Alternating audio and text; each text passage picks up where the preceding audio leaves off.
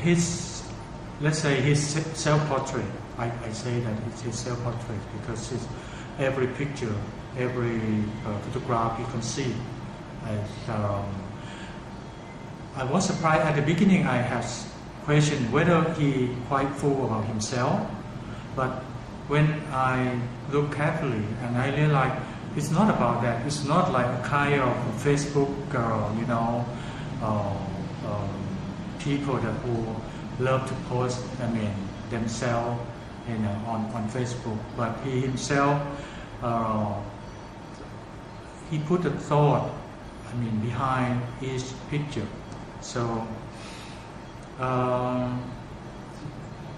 for me, besides that, he has a concept, and also during his working on this project, the prints that after he photographed and all the prints he put together, he stacked up at his in his temple, and his temple is so humid.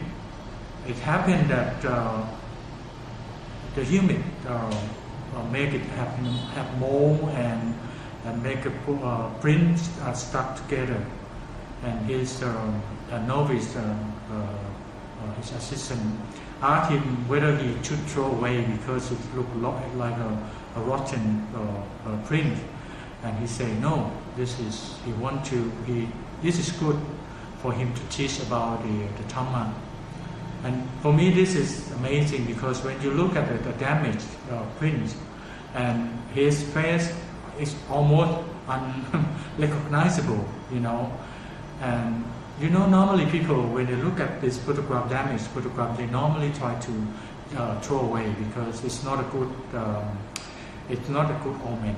So there's something that I think he can use as a good example to teach Dhamma to people, not to be detached to yourself, to your body.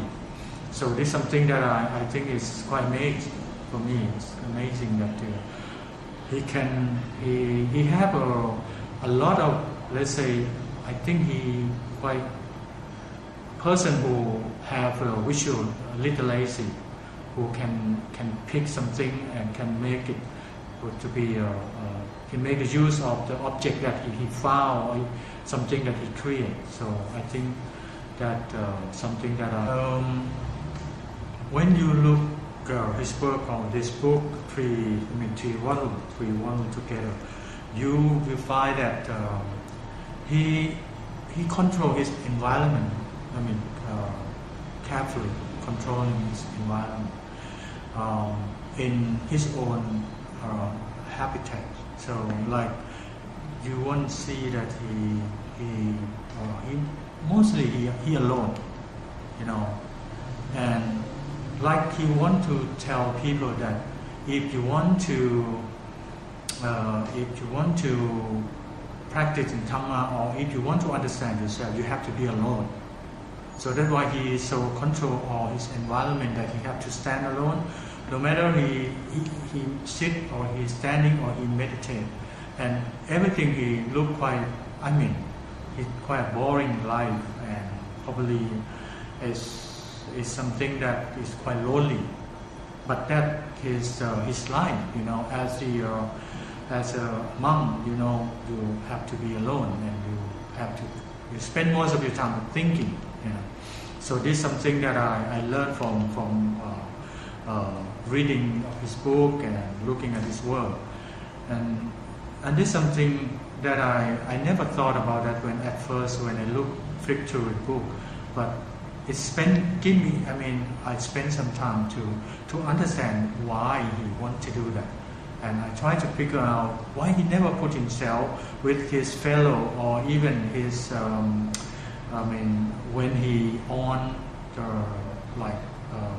preaching people. If you look at today, the modern monks of the day, they're surrounded by their followers, and sometimes they put their image among the followers to make people impressed. To be like make people try to impress people that how popular I am. But he never,ท่านพุทธทาส never do that. He never did it. Even during this time, he questioned about that as well. Even this series, the story that when he started the project, he never allowed. Let's say he never, have an idea that when people visit him and give away his portrait or sign his autograph on the portrait for other people. But because he believed that it's not what he's teaching. His teaching is teach people not to be detaching. So you have to be. You have to let go. You never. Attached to to your life, to object, to anything. So it's about the detachment, thing like that.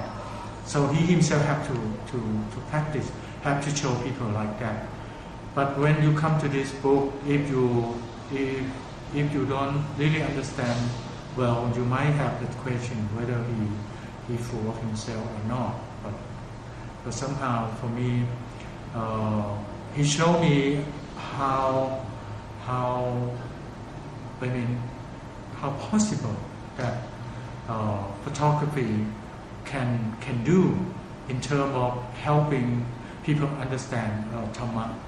This is something quite interesting, especially from a well-known and well-known monk like him. He's not an artist, and he never claimed he's an artist, but the way he works is quite impressive, and I think he inspired. I think can inspire a lot of people from this project.